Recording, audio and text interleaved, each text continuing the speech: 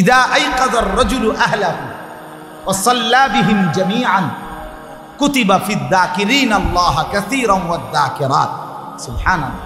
নবীজি বলেন যে এই পুরুষ তার স্ত্রী সন্তানকে ফজরের নামাজের জন্য জাগিয়ে দেয়, আইকাযা জাগিয়ে দেয়, ওয়া সাল্লা বিহিম জামিআন সকলকে নিয়ে নামাজ পড়ে, মহিলারা ঘরে পুরুষ জামাতে।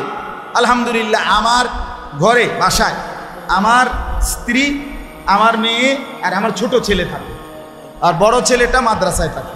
তা আমি আমার ছোট ছেলেকে নিয়ে মসজিদে যাই, বিবি মেয়েকে নিয়ে নামাজ পড়ে, তাই তো। তো সকলকে নিয়ে ফজরের নামাজ পড়ে। আল্লাহ রাসূল সাল্লাল্লাহু আলাইহি ওয়াসাল্লাম বলেন এই ফ্যামিলির সকলকে আল্লাহ তাআলা বেশি বেশি জিকিরকারী পুরুষ এবং নারীদের অন্তর্ভুক্ত করে দিবেন। আচ্ছা, যদি কারো নাম বেশি বেশি জিকিরকারী পুরুষ এবং নারীদের রেজিস্টার খাতায় ওঠে, তার পুরস্কার কি? ওয়াদ্দাকিরিনাল্লাহ কাসীরান ওয়াদ্দাকিরাত আ'আদ্দাল্লাহু লাহুম মাগফিরাতান ওয়া আজরান আযীমা। আর কি লাগবে? রব্বুল আলামিন বলেন বেশি বেশি আল্লাহ তাআলার জিকিরকারী পুরুষ এবং নারী আমি আল্লাহ ফয়সালা দিলাম, আমি আল্লাহ তাদের জন্য আমার মাগফিরাত দিয়েই দিলাম, ওয়া আজরান আযীমা, আর সর্বোত্তম বিনিময়ে জান্নাত লিখে দিলাম। আর কি লাগবে? আর কি লাগবে বলেন? আর কি হওয়া উচিত ছিল? আপনার বউ বাচ্চা আপনাকে আল্লাহ মাফ করে দিবে, আর আপনি আমি ফ্যামিলির সদস্যদেরকে জান্নাতে দিয়ে দেবে। কি মজাটা হবে! আল্লাহ কোরআনে বলেন হাসরের ময়দানে আল্লাহ যেই স্বামী স্ত্রী নেককার ছিল, আল্লাহ তাআলা সরাসরি ডাক দিয়ে বলবেন উদখুলুল জান্নাতা আনতুম ওয়া আজওয়াজুকুম তুহবারুন। সুবহানাল্লাহ। আল্লাহ বলবেন বান্দা তুমি তোমার স্ত্রীকে সাথে নিয়ে হাসতে হাসতে জান্নাতে ঢোকো। গলাগলি করে, হাত ধরাধরি করে নামায় বলবো আনতুম ওয়া আজওয়াজুকুম, স্বামী স্ত্রী দুজনে জান্নাতে ঢোকো। কি মজাটা হবে! হ্যাঁ, জান্নাতে গিয়ে যে তার বিবিকে হারাবে, সে জান্নাতের ৭০,০০০ হুর পাক না, এটা সেই বিবির কথা কি মনে করবে না? মনটা কি তখন কষ্টে ভরে যাবে না? হায় আমার দুনিয়ার হায়াতের সেই সঙ্গিনী, সে আজ জাহান্নামে। যে স্ত্রী জাহান্নামে যাবে, জান্নাতে যাবে, স্বামীটা জাহান্নামী হবে, সে কি মনে পড়বে না স্বামীর কথা? হাদিসে তো স্পষ্ট আছে জান্নাতের মধ্যে জান্নাতের হুর আর দুনিয়ার নারী যারা জান্নাতি তার মধ্যে মধুর বিতর্ক হবে, শেরে শেরে, কবিতায় কবিতা। এটা হাদিস। ওরা মানে তর্ক করবে কে উত্তম, জান্নাতের হুরেরা উত্তম নাকি দুনিয়ার নারী যে জান্নাতি হয়েছে সে উত্তম। শেষ পর্যন্ত প্রমাণিত হবে দুনিয়ার যেই নারী জান্নাতি হয়েছে সে কোটি কোটি হুরের চাইতে লক্ষ কোটি গুণ বেশি উত্তম। হ্যাঁ, তোমারে তো আল্লাহ তাআলা গুনাহ নাফরমানি আর পরিবেশের মধ্যে দেয়ই নাই। আমারে তো আল্লাহ তাআলা এমন এক পরিবেশে দিছিল যেই পরিবেশের সব নারী ছিল বেপর্দা, সবাই বাজারে বাজারে ঘুরত। আমি সেই সময়ে কষ্ট করে নিজের ইজ্জত আব্রু পর্দা হেফাজত করছি।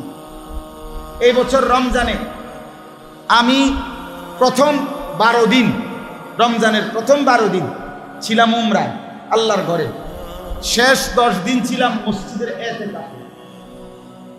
আমি আমার বিবিরে কতদিন বলছি যে তুমি একবারের জন্য, আমার খেয়াল ছুটে গেছে ঠিক আছে, বাচ্চাদের জন্য হোক, তোমার জন্য হোক, মেয়ের জন্য, কোনো এক ফাঁকে অল্প একটু রাত্রে গিয়া তারাবির পরে যাও, ক্যান্টনমেন্ট দোকানপাট এখন মার্কেট খোলা থাকে, তুমি কোনো একটা কিছু কিনা নিয়ে আসো। আমি তো সময় পাইলাম না, এদিক দিয়ে গেল গা উমরা, ওই দিক দিয়ে গেল গা ইতিকাফ, তুমি যাও।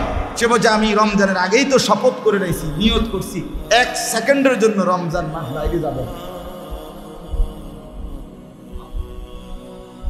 তো সে এমন বেটি যদি বিবি হাসরের ময়দানে জান্নাতের হুরকে বলবে না যে আমি এই কষ্টটা করে আইছি, তুমি আলাপ করো, তুমি কার লগে আইছো আলাপ করতে, কি আলাপ করো। একজন লোক মনে করেন অন্ধ, জন্মান্ধ, এবারে যদি কয় এখানে বইয়া আল্লাহর রহমতে আপনাদের দোয়ায় আল্লাহর শপথ করে বলতে পারি জীবনে কোনোদিন ভিন নারী পর নারী দেখি নাই, আপনারা কি করবেন? সুবহানাল্লাহ। ওরা না আব্দুল কাদের জিলানী নাকি? ওটা কি এর আব্দুল কাদের জিলানী? হেই বেটা, তোর চোখেই দেখো না, তোর কি বেগানা নারী কি তার এগানা? ঠিক কিনা বলেন না কেন? এখানের মধ্যে বেড়াগিরি কি আছে? এখানে তুমি তো চোখেই দেখো না। কিন্তু যার চোখে দেখার পুরা সামর্থ্য ছিল সে দেখে নাই, চোখ নুয়াইছে, সে বলতে পারবে এটা আমার কষ্টের বিষয়, মেহনতের বিষয়। তাইলে এটা পুরস্কার বেশি না? এই জন্য দুনিয়ার স্ত্রী যদি জান্নাতি হয়, নারী জান্নাতি হয়, জান্নাতের 70,000 না 70 কোটি নারীর উপরে যা দুনিয়ার নারী হবে সর্দার। সর্দার। যাই হোক, কথার প্রসঙ্গে আমরা অন্য কথা লম্বা করে বলে ফেললাম। একই হিসাব আপনার জন্যই বলা, যখন যা আল্লাহ তাআলার পক্ষ থেকে দিলে আসলো বললাম আল্লাহরই পক্ষ থেকে। এই জন্য আপনাদের কাছে অনুরোধ করি, এই আজকে যারা এই মজমার মধ্যে বসছেন, বা আমি একটু শক্ত বলে ফেলছি ফজরের নামাজের বিষয়টা, কিন্তু আমার এটা খুব দিলে লাগে, আমার এটা খুব বেশি কষ্ট লাগে যে হারি মুসলমান এটা একটা বেশি বেশরম আমার কাছে মনে হয়। একটা হলো আমি ঘুমাইছি না, আমি ঘুমাইলাম, আমি কেন ফজরের নামাজ পড়বো না? সকালবেলা একটা মানুষের অফিস থাকে না, দোকান থাকে না, কোনো কারণে মানে ব্যস্ততার কোনো অজুহাত ফজরের নামাজের সময় আছে কি ভাইয়া? ফজরের নামাজের ওয়াক্তে কার কার অফিস খোলে, কোন কোন ব্যাংক খোলে? ফজরের ওয়াক্তে একটা ঠিক ফজরের টাইমে আপনি দোকান খুলতে হইব, এটা এমন জরুরি কার? তাহলে আপনি কোন গাছটা কাটেন ফজরের সময়? ঘুমটা ছাড়া। আর সেই ঘুমটা তো আপনি গেলেনি, এমন তো না যে আমি ঘুমাইছি না, আমি তো 3 ঘন্টা 4 ঘন্টা 5 ঘন্টা হলেও ঘুমাইছি, তো আর অসুবিধাটা কোথায়? বলেন ইনশাআল্লাহ ফজরের নামাজ পড়বো ইনশাআল্লাহ। সবাই বলছেন নি দিল থেকে? ইউটিউবাররা কইছুনি, এই ইব্রাহিম বলছুনি কিটা কইছো? ফজরের নামাজ পড়বো ইনশাআল্লাহ, আল্লাহ তৌফিক দান করে। কেবল এইগুলো লইয়া আটলে হইতো না দোস্ত, কাম হইতো, কাম হবে যদি আখেরাত না মানে, যদি আখেরাত না মানে। এজন্য আমরা প্রত্যেকে ইনশাআল্লাহ 2টা আয়াতের তর্জমা শুনাই। আল্লাহ তাআলা মুসলমানদের উপরে হজ আল্লাহ তাআলা ফরজ করেছেন আল্লাহর ঘর কাবাকে কেন্দ্র করে।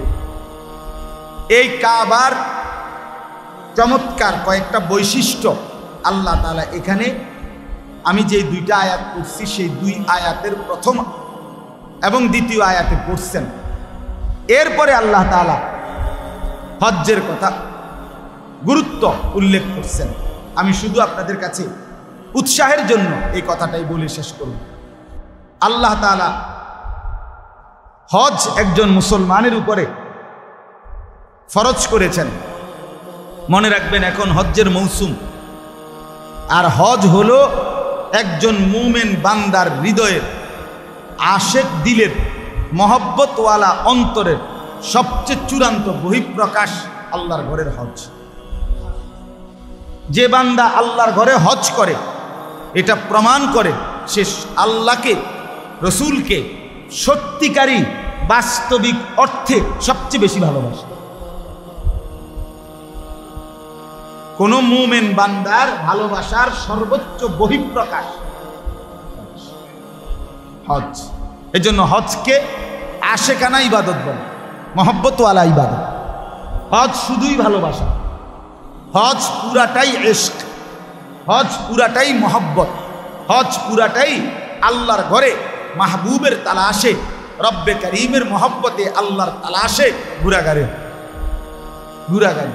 এই হাজি সাহেব কি করে, হজ করে মানে কি করে, একবার কাবা ঘরের চারদিকে ঘুরে, কি ঘুরে কা, বন্ধুকে খুঁজি, মাহবুবকে তালাশ করি।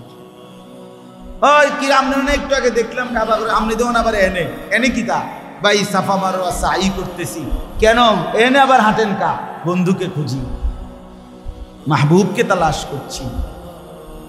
এবার দেখলাম বেটারে মক্কায়, এখন আবার দেখি 8 তারিখ সে বসে রয়েছে মিনায়, কি আপনি এনে কি তা, বন্ধুকে তালাশ করছি, মাহবুবকে খুঁজি। আবার দেখি আরাফা, সেখানে সে মাহবুবকে তালাশ করে। আবার মুজদালিফা, সারা রাত সে বন্ধুকে তালাশ করে। আবার মিনা, আবার কাবা, আবার সাফা, আবার মারওয়া, আবার কোরবানির জায়গা। এ শুধু ছুটছে তো ছুটছে, ছুটতেছে ছুটতেছে, ঘুরতেছে, তালাশ করছে পরম প্রিয় আল্লাহকে, মাহবুবকে, বন্ধুকে। আর আল্লাহ তাআলাও যেন ঘুরাইতেছে, মুচকি হাসতেছে। আল্লাহ বলে ঘুরতে থাকো, আমি মুছতে থাকি। বলে কি মুছবেন, তোমার ঘুরা শেষ, আমি আল্লাহর মাগফিরাত করা শেষ। এখন কি হলো, এখন রাজাআকা ইয়াউমিন ওয়ালাদাতহু উম্মু, মায়ের পেট থেকে নতুন বাচ্চা যেরকম নিষ্পাপ বের হলো, তোমারে ঘুরতে ঘুরতে সাফ কইরা, পরিষ্কার কইরা, গুনাহ থেকে পবিত্র করে মাসুম নিষ্পাপ মায়ের পেটের বাচ্চার মতো বানায় দিলাম। আমার বাসায় ওয়াশিং মেশিন আছে, কাপড় ধোয়ার মেশিন। এটার মধ্যে কাপড় দিলে এটা অনেকক্ষণ এমনি ঘুরে, শুধু ঘুরে, শুধু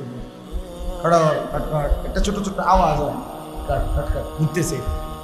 আমি এটা বুঝছি, এইটাই ঘুরে, মানে ঘুরতে ঘুরতে এটাও ঘুরে। 10 মিনিটের ব্যবধানে টাইম সেটিং করা আছে, তো এটা ঘুরতে ঘুরতে সাফ হয়, যখন বের হয় একদম পরিষ্কার হইয়া বাইরে। তো রব্বুল আলামিন বলে, বান্দা আসো আমার কাছে, তোমাকে কিছুক্ষণ ঘুরাবো। একবার কাবার কাছে, একবার সাফা মারওয়ায়, একবার মিনায়, একবার আরাফায়, একবার মুজদালিফায়, আরেকবার মিনায়, এভাবে ঘুরাবো। ঘুরতে ঘুরতে ওয়াশিং মেশিন দিয়া সাফ করে মাসুম নিষ্পাপ পবিত্র গুনাহমুক্ত বানায় বাইত পাঠায়। কি ফাজাইলে হজ্জের মধ্যে আছে, সাহাবীদের জামানায় কোনো ব্যক্তি যদি হজ শেষ করতেন, হযরত ওমরের মতো সাহাবী বলতেন, তুমি আবার জিন্দেগি নতুন করে শুরু করো, তোমার পেছনটা মাফ। আমি একবার মক্কা থেকে হজের পরে মদিনায় গেছি। মদিনার এক আলেম, আরবীয় আলেম, এই মুসাফা করার পরে বলছে, মানে জিজ্ঞাসা করছে, মক্কা থেকে আসছেন? জি হযরত। আহলান সাহলান মারহাবা ইয়া মান ওয়ালাদাতহু উম্মু। উনি আমার বলছে যে ধন্যবাদ আপনাকে, যাকে তার মা সদ্য প্রসব করলো। অর্থ কি বুঝাইল, মানে হজ করলেন যেন আপনি সদ্যজাত সন্তানের মতো বের হলেন। ওই যে আমার এরশাদ ভাই আইছে, এই মাত্র আল্লাহর ঘর থেকে আসছে। কয়দিন হয়েছে এরশাদ ভাই? দাঁড়ান না, এই যে উমরা করে আসছে, এই 2-3 দিন আগে আসছে। মাশাআল্লাহ, আল্লাহ কবুল করে। আবার হজে যাওয়ার জন্য চেষ্টা করতেছে, মানে একবার আসে আবার যাওয়ার ফিকির, আবার আসে আবার যাওয়ার ফিকির। আবার যাবে কখন আল্লাহ, আবার দেখবে কখন বন্ধুর ঘর, আবার কখন দেখবে রসুলের রওজা, আবার কখন দেখবে মদিনা। হায়, এটা সেরা একটা মহব্বতের দৌড়ানো, ভালোবাসার দৌড়। এজন্য বাপ মনে রাখবেন, যার কলিজা আল্লাহর ঘর দেখা স্বপ্ন জাগে না, চোখে পানি আসে না, মহব্বত জাগে না। রাসূলুল্লাহ সাল্লাল্লাহু আলাইহি ওয়াসাল্লামের রওজা মুবারক, তার সামনে দাঁড়াইবার ইচ্ছাই জাগে না আপনার। হায় মুসলমান, কি ভালোবাসেন আল্লাহ, কি ভালোবাসেন রসুলকে। ধোঁকা, এখানে বাহানা তালাশ করেন কেন? ছেলেটা বিদেশ থেকে যদি টাকা দিত তাইলে হজে যাইতাম, মেয়েগুলো যদি বিয়ে দিতে পারতাম তাইলে হজে যাইতাম, যদি বিল্ডিংয়ের কাম শেষ করতে পারতাম তাইলে হজে যাইতাম, যদি আর কদ্দুর জমি কিনা সারতে পারতাম তাইলে হজে যাইতাম, আর একটু যদি বুড়া হইয়া লইতাম তাইলে হজে যাইতাম। আহা, এ তো ভালোবাসার কথা না। ভালোবাসা তো শব্দ মানে না, ভালোবাসা তো বাঁধন মানে না। কোনো মহব্বতই নিয়ম মানে না। মহব্বত কি মানে না? কথা বলে না কেন? নিয়ম মানে না, নিয়ম মানে সব উথাল পাতাল করে ফেলে। আল্লাহ তাআলার ভালোবাসা, রাসূলুল্লাহ সাল্লাল্লাহু আলাইহি সাল্লামের ভালোবাসা, জিয়ারত। এক মুমিনের জন্য মক্কা, কাবা ঘর, সরাসরি কিতাবে আছে কাবা ঘর যেখানে মাটির উপরে, জমিনের উপরে, গোটা সৃষ্টির সর্ব উৎকৃষ্ট জায়গা যেখানে কাবা, সেটা মাটির নিচে, মাটির নিচের মধ্যে সাতবক জমিন পর্যন্ত গোটা পৃথিবীতে যতটুকু জমিন আছে মাটির নিচে সর্ব উৎকৃষ্ট জায়গা রাসূলুল্লাহ সাল্লাল্লাহু আলাইহি সাল্লামের রওজা, তার দেহ মুবারক মাটির নিচে যেখানে, যেই মাটির সাথে লেগে আছে সেইটা। তাহলে মাটির উপরের শ্রেষ্ঠ জায়গা কাবা, মাটির নিচের শ্রেষ্ঠ জায়গা রাসূলুল্লাহ সাল্লাল্লাহু আলাইহি সাল্লামের আরামগাহ, ইসলামের জায়গা রওজা। রওজা তো একদিকে কাবা, আরেকদিকে রওজা। আপনার এই দুইটাই কায়নাতের শ্রেষ্ঠ জায়গা, আল্লাহর জমিন ও আসমানে, আল্লাহর সৃষ্টি জগতের শ্রেষ্ঠতম জায়গা। একদিকে আল্লাহর ভালোবাসা, একদিকে রসুলের ভালোবাসা। এক মুমিনের জন্য এর চাইতে বড় ভালোবাসা, এর চেয়ে বড় চাওয়া পাওয়া আর কি হতে পারে?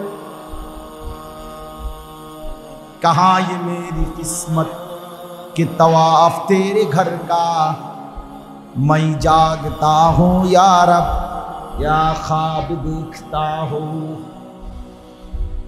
कराचीর হযরত বলতেন, আল্লাহর ঘরের সামনে যখন দাঁড়াইতেন বলতেন, রব্বুল আলামিন, এটা আমার কেমন কিসমত, আমি আপনার ঘরের সামনে দাঁড়িয়ে এই মুহূর্তে ঘুরবো, তাওয়াফ করব। আমি জানি না মাওলা, বুঝি না আমি কি জেগে আছি নাকি স্বপ্ন দেখছি। সুবহানাল্লাহ, সুবহানাল্লাহ। রাসূলুল্লাহ সাল্লাল্লাহু আলাইহি সাল্লামের রওজা থারের সামনে দাঁড়িয়ে কত সাধারণ থেকে সাধারণ মানুষ নবীর দুয়ারে দাঁড়িয়ে চোখের পানি ফেলে মাফ চাইছে, বিনিময়ে আল্লাহ তাআলা তাকে পুরা মাফ করে দিয়েছে, পুরা মাফ করে দিয়েছে। এই জন্য চলেন, আজকে এটাও বললাম, হজের এই পবিত্র মাসে এখানে কোনো নিয়ম দেখাইলে হবে না। হজ ফরজ হওয়ার জন্য ছেলে বিয়ে দেওয়া, মেয়ে বিয়ে দেওয়া, ফুদ বিদেশ পাঠানো, বাড়িতে বিল্ডিং করা, আরেকটু বুড়া হওয়া, হ্যাঁ খোদার কসম, আল্লাহর কসম, এটা হজ ফরজ হওয়ার সাথে কোনোই সম্পৃক্ততা নাই। এগুলো যারা বলে, যারা শিখায়, এরা ইবলিসে শিখাইছে, শয়তানে শিখাইছে। শয়তান আমনের বলছে, আমনের লগে বুড়া শয়তান লাগছে। আমনে যেমন বয়স্ক, আমনের শয়তানটাও লাগছে আমনের লগে বুড়া।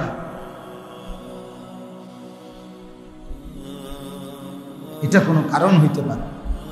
বরং কোন মুসলমানের কাছে তার সংসারের প্রয়োজন পূরণ করে আল্লাহর ঘরে যাওয়া, থাকা, আসা, এইটুকুর সময়ে যে খরচ লাগবে, তার যে বসতভিটা এবং মৌলিক প্রয়োজন, বাজার, সংসার, ওষুধপত্র, ঘর ভাড়া, তেল সাবান, লাইট ফ্যান, বিদ্যুৎ বিল, গ্যাস বিল, মনে করি এডি, এই খরচ আদি ব্যক্তিগত মৌলিক, বউ বাচ্চার, এগুলোর অতিরিক্ত আলগা যেই জমি আছে, শহরে জায়গা আছে, গ্রামে আরো জায়গা আছে, খেতে জায়গা আছে, বাজারে ভিট আছে, দোকান আছে, ব্যবসা আছে, টাকা পয়সা আছে, ব্যাংকে টাকা আছে, যেটা দিয়েই হোক, যেটাই হিসাব কইরা যদি আল্লাহর ঘরে যাওয়া, আসা, থাকা, ধরেন এখনকার হিসাবে 7 লাখ টাকা, তো এই টাকা পরিমাণ ব্যবস্থা করার মতো সম্পদ, নগদ টাকা হোক, সম্পদ হোক, আছে, ওই ব্যক্তির উপরেই হজ ফরজ। নগদ টাকা জরুরি না, ফুতের বিদেশের টেয়া জরুরি না। এটা মহব্বতের বিষয়। আল্লাহ আমাদেরকে বুঝার তৌফিক দান করুন। হায় মুসলমান, এমনি আল্লাহকে ভালোবাসে, এমনি নবী সাল্লাল্লাহু আলাইহি সাল্লামের ভালোবাসা লইয়া কার্যও করে, এতে সুন্নি, হেতে ওয়াহাবি, এদের মধ্যে নবীর প্রেম আছে, এদের মধ্যে নবীর প্রেম নাই। কেমনে বুঝছেন? জিগাইলে বুঝবেন, কেমনে বুঝছেন? হ্যাঁ, কি আশ্চর্য কথা! ভালোবাসা বুঝি জিলাপি, বিরিয়ানি, খিচুড়ি এর দ্বারাই ভালোবাসা হয় না? খানা দানা দিয়ে হিসাব। এত ভালোবাসেন নবীকে, নবীর এশকে এরম বলেন, লড়েন পাইলে নিরালা, এগো নবী বলেন। সব ঠিক আছে, সব গজল, সব শের, সব কবিতা, সব নবীর ভালোবাসা। তো এই সব কিছুর মাকসাদ তো হলো নবীর সামনে যাওয়ার আগ্রহ হওয়া। ঠিক কিনা বলেন না কেন? হ্যাঁ, বলে যায় যে অক্ষম, যে দুর্বল, যার সামর্থ্য নাই, তো আমি কি তাকে বলতেছি? কথা বলেন না কেন? তাকে কি বলছি? আল্লাহ আমাদেরকে বুঝার তৌফিক দান করেন। এজন্য বাপ আমার, এই আপনাদের প্রত্যেকের কাছে মনে রাখবেন, আল্লাহর ঘর কাবা, কালো গিলাফ। আমি তো এটা আমার সবসময় কথা আমি বলি, কাবার কালো গিলাফ যে দেখে নাই, রাসূলুল্লাহ সাল্লাল্লাহু আলাইহি সাল্লামের রওজায়ে আথারের সবুজ গম্বুজ যে দেখে নাই, আমার মন বলে তুমি ভাইয়া আমনে বাপ জীবনে কিছুই দেখে দূর মিয়া, আপনি কিচ্ছু দেখেন। আপনি উদয় বনরুডি সাদিয়া বিজয় খাইছেন আর সিরিয়া খাইছেন, আপনি জীবনে দেখার কোনো মজাই পান না, চোখের কোনো স্বাদই পান না, দেখার কোনো তৃপ্তি। যে চোখ আল্লাহর ঘর দেখে নাই সে দেখলো, যে চোখ রসুলের রওজার সামনে দাঁড়াইতে পারলো না সে দাঁড়াইলো কোথায়? সে দেখলো। হ্যাঁ, আল্লাহ আমাদেরকে তৌফিক দান করেন। নিয়ত করেন, দিল থেকে নিয়ত করেন, দিল থেকে নিয়ত করেন। রাতের আধারে আল্লাহকে চোখের পানি ফেলে বলেন, মওলা আজ কতদিন আপনাকে সেজদা দেই, প্রতিদিন 5 ওয়াক্ত নামাজ পড়ি, আর বারবার বলি মুতাওয়াজ্জিহান ইলা জিহাতিল কাবা, কাবার দিকে ফিরে নামাজ পড়ছি। এভাবে আর বলে যাব কতদিন? আমি কি কাবার সামনে দাঁড়াবো না? মওলা আপনি কি আমারে নিবেন না? আচ্ছা, এইটা যখন বলে কোনো বান্দা বলবে, ওই মালিক কেমনে শুইবে? তিনি তো আরহামুর রাহিমিন। উনি বলবে আরে কয় কি রে, এই কথাটা কেমনে ফেস দিব আমার বান্দা আমারে কেমনে বেড়ায় দিল? আমরা তো পড়ছি আগের দিনের নেককার বান্দারা, সাধারণ মানুষ আল্লাহর কাছে দোয়া করে করে বলতেন, আল্লাহ আপনার ঘরের হাজি সাহেবের গুড়ের পুটলার লগে কত পিঁপড়া আপনার ঘরে পৌঁছে গেছে, আপনার ঘরে গেছে কাবা পিঁপড়া গুড়ের লগে, আমি মাওলা যাব না? আমার আপনি নিবেন না? আচ্ছা, এটা বললে মালিক সইবে কেন? আল্লাহ বলবে আরে কও কি, তোরেই তো নিবে, তোরেই তো নিবে। কোনো বাচ্চা যখন কাঁদে, মা বাপ যখন বাইরে বের হইতে চায়, সে কেমনি ফেলে রাখে? তখন ফেলে যায়। আল্লাহ আমাদেরকে বুঝ দেন। চলেন শেষ কথা, ইন্না আউয়ালা বাইতিন বুদিআ লিন-নাস, আল্লাহ বলে নিশ্চয়ই কাবা তার প্রথম বৈশিষ্ট্য হলো এটাই আমার জমিনে আমি আল্লাহ তাআলার প্রথম ঘর। সুবহানাল্লাহ, জমিনের প্রথম ঘর, জমিনের প্রথম ঘর। আচ্ছা, আপনারা যদি এটা বলি এখানে যে ওইখানে এক জায়গায় গেলে পৃথিবীতে প্রথম বিল্ডিং যেটা বা মাটির ঘর যেটা, এটা আপনি দেখবেন, এটা আর কি তখন এই জিনিসটা দেখলাম না জীবনে, তো কিটা দেখলাম, বুঝছেন না? তো ইন্না আউয়ালা বাইতিন, আল্লাহ বলে কাবা প্রথম ঘর, এটা তার বৈশিষ্ট্য। 2 বুদিআ লিন-নাস, কাবার দ্বিতীয় বৈশিষ্ট্য এটা বানানোই হয়েছে মানুষের জন্য। তো মানুষ যাবে না তো কে যাবে? বানানোই হয়েছে তোমার জন্য, তুমি আসবে না তো কে আসবে? বান্দা, তোমাদের জন্যই তো বানাইছি এটা। আল্লাহ বলেন লাল্লাযী বিবাক্কা, 3 নাম্বার বৈশিষ্ট্য, কাবা শুধুই কেবল মক্কাতেই অবস্থিত, অন্য কোথাও এর চাইতে দামি বিল্ডিং, এর চাইতে দামি কালো গিলাফ অন্য কোনো ভবনে দিলে হবে না। মক্কার যেই কাবা সেখানেই তোমাকে যেতে হবে। সুবহানাল্লাহ, ওইটাই কাবা। হ্যাঁ, এই জন্য ওই আব্রাহা কাবার নকল কইরা ইয়ামানে একটা বানাইছিল বিল্ডিং, তো কুরাইশের এক লোক গিয়া রাত গভীরে হেনে পেশাব পায়খানা করে যা তোর খিসে দিয়েছে। ওই কারণেই সে হাতি নিয়ে আসছে এই কাবা ভাঙতে, বুঝছেন?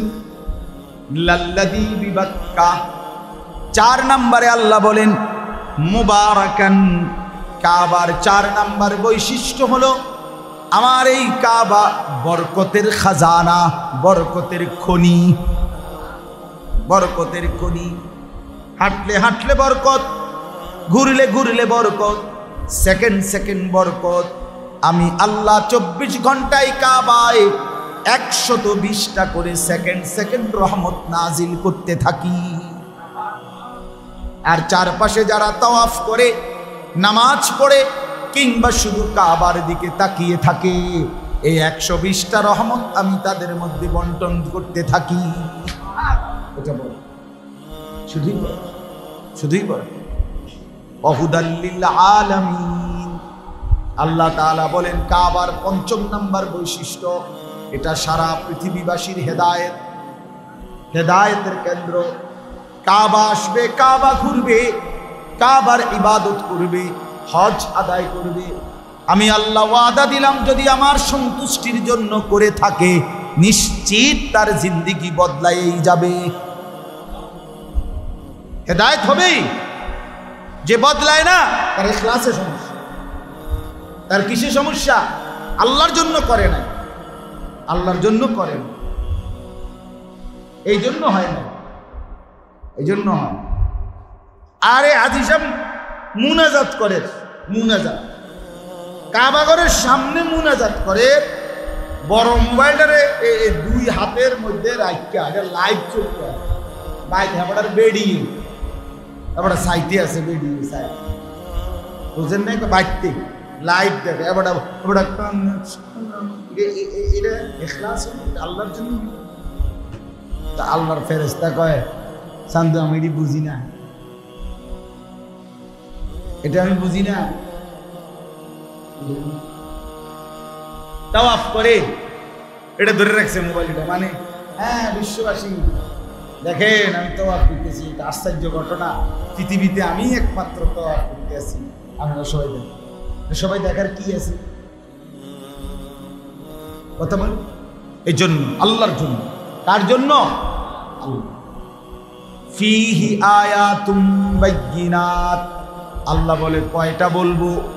বান্দা আসো না, আসলেই দেখবা আমার কাবার চারদিকে অগণিত কুদরতের নিদর্শন আছে, সব দিকে আমার কুদরত। এত বিচিত্র মানুষগুলো দেখলেই আমি মাওলার কথা মনে পড়বে।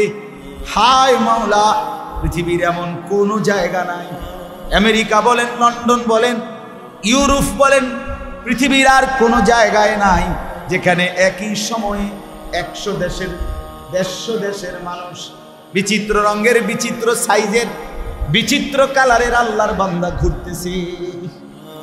এটাই তো কুদরতের নিদর্শন। কালো হাবশি, সেও চোখের পানি ফেলে কাঁদছে, সুন্দর ধবধবে চেহারার মানুষ, সেও মনিবের কাছে কাঁদছে। এটাও তো কুদরতের নিদর্শন। বাইটা মিয়াও বেটাও কাঁদে, লম্বা বেটাও কাঁদে, সুন্দর মিয়াও কাঁদে, কালো মিয়াও কাঁদে। তার মানে আল্লাহ বুঝাইছে এখানে আসলে বুঝবা সব আমি আল্লাহর মুখাপেক্ষী, কেউই অহংকারের কিছু নাই। এখানে আসলে দেখবা সব। আমরা পড়ছি এক খলিফা ছিলেন হারুনুর রশিদ, উনি হজ্জের সময় আল্লাহর ঘরের কাছে আসলে মানুষকে খুব দান সদকা করতেন। একদিন দূর থেকে এক লোক গরিব তার ছেলেকে নিয়ে হজ করতে আসছে, আর হারুনুর রশিদ থেকে কিছু দান সদকা নিব এই আশায় আইছে। আয়সা জিগাইছে খলিফা হারুনুর রশিদ কোথায়? ওই গরিব লোকটা ফকির ছেলেকে নিয়ে।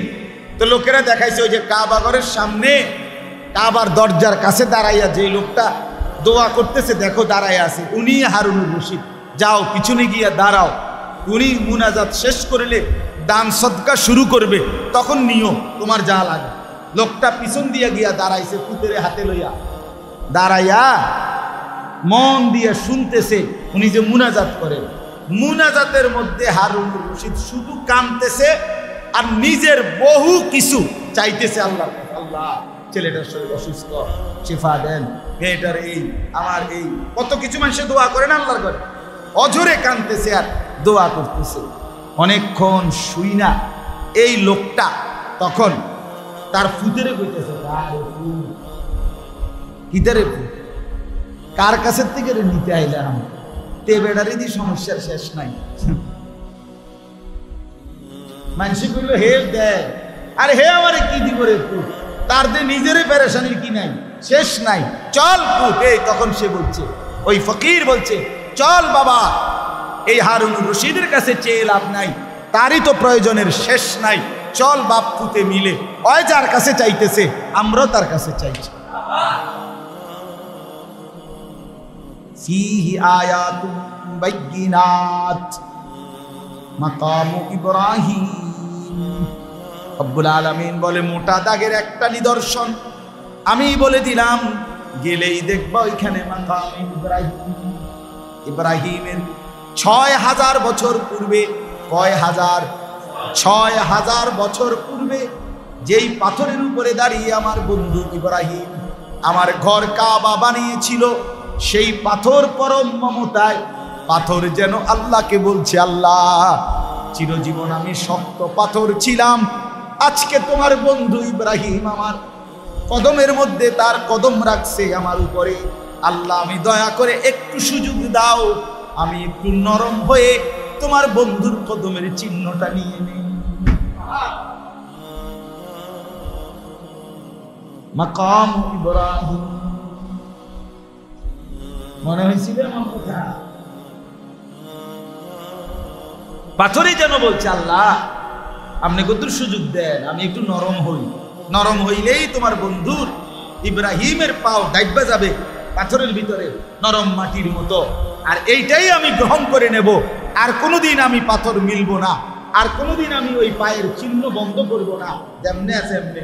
আজ ৬,০০০ বছর পরেও সুবহানাল্লাহ ওই পাথর যে পরম মমতায় বন্ধু ইব্রাহিমের পায়ের চিহ্ন গ্রহণ করছে, সেটা এমন এরশাদ বাইরে দেখে যে তালুস ভালো লাগছে, যে এরশাদ নতুন মেহমান আসছে, কারণ এই মাত্র আসছে, আমি আসার পরেও দেখছি, এখন না আসছে তো ৩-৪ দিন, আমার সাথে আর দেখা হয়নি, আচ্ছা এখন গাড়ি ফাটাই আনছে আমার গাড়ি। ওমান দাখালাহু কানা আমিনা।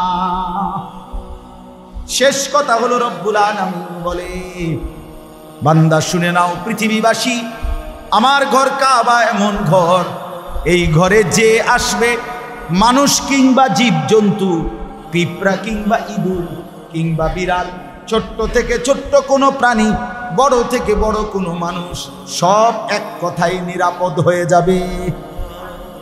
কানা আমিনা, যে আসবে সেই নিরাপদ। কোথায়?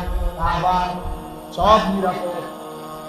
এক বিড়ালে রে কাবা ঘরের সেখানের দিকে আমি একদিন আপনার একটু বন আর মুরগি, বাজিওয়ালা মুরগি এই একটু দিছিলাম খাইতে, বিড়াল একটা, সাথে সাথে পুলিশ আইছে, আইয়া বলতেছে, আজি আদা মামনু, এটা নিষেধ, এখানে তো সে বিড়ালটা আর ঠোঁট লাগবে ফ্লোরটার মধ্যে এখন খাইতে গেলে, তো এটা তো পরবর্তীতে কেউ সেজদা দিবে, তো তার সেজদার সমস্যা হবে, তো তাড়াতাড়ি ক্লিনার আনছে, ওই সাফাই করে যে পুলিশ হেরে ডাক দিছে, হেরে আইনা এনে দাঁড় করাইছে। তো বিড়ালটারে এ পুলিশ আমি নিজে চাই রয়েছে, কোনো গুতা দিছে না, খোঁচাও দিছে না, শুধু বলছে আল্লাহ সোরা বিড়ালিটারে, ওমা বিড়াল মাশাআল্লাহ, বিড়াল আগে থেকেই মানুষ করছে, সে আরবি জানে,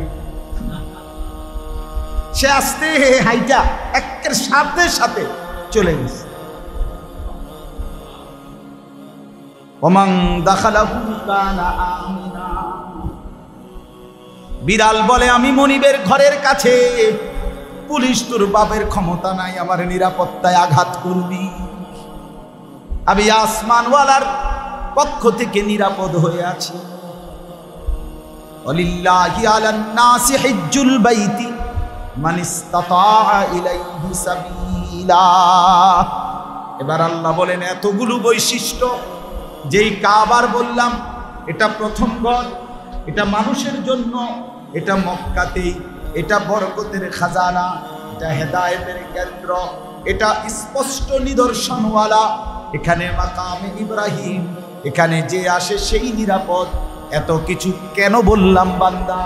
কারণ এই ঘরকে কেন্দ্র করে আমি আল্লাহ সামর্থ্যবানদের জন্য আমার ঘরের জিয়ারত, আমার সন্তুষ্টির জন্য হজটাকে এখানেই আমি ফরজ করে দিলাম। এত উত্তম জায়গায় হজ করতে কয়টা টাকা খরচ করে আসবা? কেন আসবো না বান্দা? এতগুলো নিয়ামত কি পাবা না? কথা বলেন না কেন? এইবার শেষ কথা হলো আল্লাহ বলেন ওমান কাফারা ফাইন্নাল্লাহা গানিয়ুন আনিল আলামিন। এতভাবে বুঝায়া বলার পরেও, এত বৈশিষ্ট্য এত মর্যাদা বলার পরেও, হজ ফরজ করেছি এটা বলার পরেও যে অবজ্ঞা করলা, ওমান কাফারা, অবজ্ঞা করলা, আরে রাহো হজ, ভাত খাইতে ভাত খাই না, হজ করতে বললাম আসেনি এমন বিয়া দোষ? কথা বলেন না হুজুর, আপনার গো আর কিতা, আপনার গো আর কি অনমাইয়াগা বিয়া দিছি না, অনে হজে যাইতাম, অনমাইয়াগা বিয়া দিছে, এমন বলেন না মানুষ আছে না? তো এটা অবজ্ঞা করা হলো না? কথা বলেন না কেন? এটা অবজ্ঞা করলো কি না? আল্লাহ বলে শুনে নাও, যে অবজ্ঞা করলা কিংবা অস্বীকার করলা, ফাইন্নাল্লাহা গানিয়্যুন আনিল আলামিন, তোমার মতো অপদার্থের আমি ধার ধারি না। তোমার মতো বেডই 2-4-10,000 না আইলে আমার কিচ্ছু আসবে না, দের বেড়া যাবে, ফালতু বেড়া। আল্লাহ যেন বলছেন যা, তুই কেন বেটা? গোটা পৃথিবীর একটা মানুষও যদি আমার ঘরে না আসে, আমি অমুখাপেক্ষী, আমার ঘরের মর্যাদা এক জাররাও কমবে না, আমি রবের মর্যাদাও কমবে না। আমি তো আমি যেমন আছি তেমন, আমার ঘরও তেমন মর্যাদা। তুই আসলে বান্দা তুই হবি দামি, ঠিক কিনা বলেন?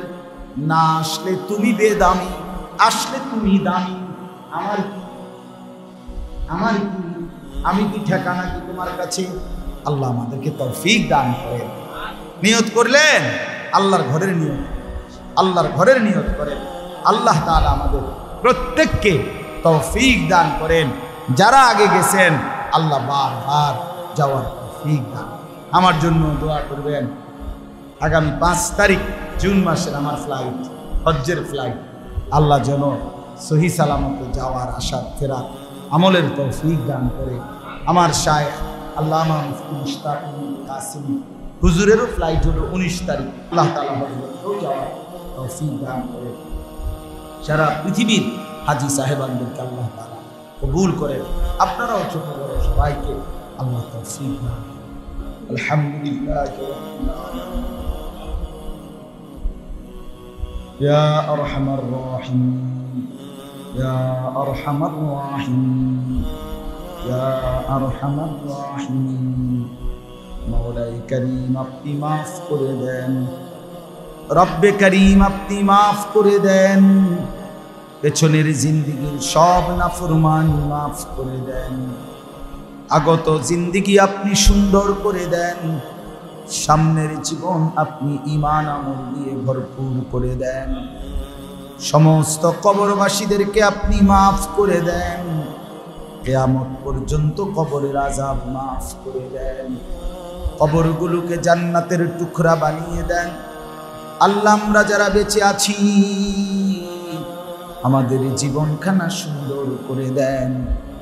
ঈমান আমল সুন্দর করে দেন। আখলাক চরিত্র সুন্দর করে দেন। রাত দিন বরাবর করে দেন। গোপন প্রকাশ্য বরাবর করে দেন। হাসি কান্না বরাবর করে দেন। সব অবস্থায় আপনাকে যেন না ভুলি, আপনাকে যেন না ছাড়ি মাওলা। আপনি ছাড়া বান্দার আছে কে মাওলা? হাসবুনাল্লাহু ওয়া নি'মাল ওয়াকিল, নি'মাল মাওলা ওয়া নি'মান নাসীর। হাসবুনাল্লাহু ওয়া নি'মাল ওয়াকিল, নি'মাল মাওলা ওয়া নি'মান নাসির। আল্লাহ মাফ করে দেন, আল্লাহ মাফ করে দেন, জিন্দেগি সুন্দর করে দেন, যুবকদেরকে বদলে দেন, বাবা চাচা মুরব্বিদেরকে আরো বেশি নেক আমলের তৌফিক দান করেন আল্লাহ। খাস করে হজ্জের এই পবিত্র মাসে আপনার কাছে আমি গুনাহগার গোলাম হৃদয়ের সবটুকু দিয়ে ফরিয়াদ করলাম, আপনার ঘর জিয়ারতের তৌফিক দেন, কাবার কালো গিলাফ দেখবার তৌফিক দেন আল্লাহ। এই চোখকে আপনি কবুল করেন, প্রতিটা বাবা ভাইকে আপনি তৌফিক দান করেন, একজনকেও বঞ্চিত করবেন না, একজনকেও না, মাকেও না, বাবাকেও না, ছেলেকেও না, মেয়েকেও না আল্লাহ। ওই কালো গিলাফ না দেখিয়ে কবরে নিয়েন না, বন্ধুর রওজায় না নিয়ে কবরে নিয়েন না মাওলা। বন্ধুর সামনে দাঁড়িয়ে সালাম না দিয়ে কবরে নিয়েন না আল্লাহ। আপনি তৌফিক দেন, মাদ্রাসা খানা কবুল করে নেন, মাদ্রাসার জরুরত আপনি পূরণ করে দেন, ছাত্র উস্তাদ আরো মিলায় দেন, ছাত্র উস্তাদ সকলকে ইখলাস ও তাকওয়া দান করেন আল্লাহ।